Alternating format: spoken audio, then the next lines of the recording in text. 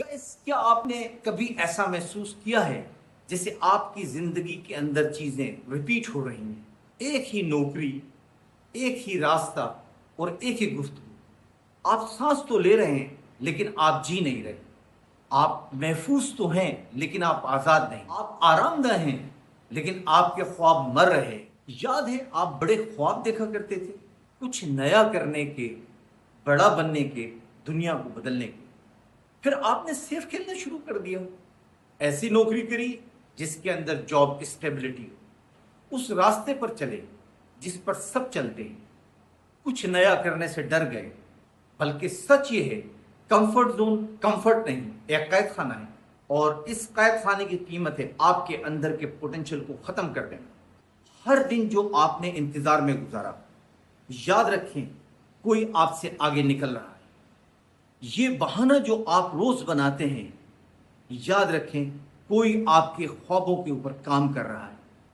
آپ کہتے ہیں ایک دن ضرور شروع کروں گا، وہ ایک دن کب آئے گا؟ وہ ایک دن ایک دھوکہ ہے جو آپ کی زندگی میں کبھی نہیں آئے گا۔ یاد رکھیں رسک رہنا ڈراؤنا ہوتا ہے، ناکامی تکلیف دیتی ہے، مگر پچھتاوا پوری زندگی آپ کا پیچھا کرتا رہتا ہے۔ ترقی وہاں سے شروع ہوتی ہے جہاں سے کمفرٹ زون ختم ہوتا ہے۔ آپ اپنی زندگی پرانی عادتوں سے نہیں بنا سکتے۔ آپ اپنے خیالات اپنے دماغ میں رکھ کے حاصل نہیں کر سکتے۔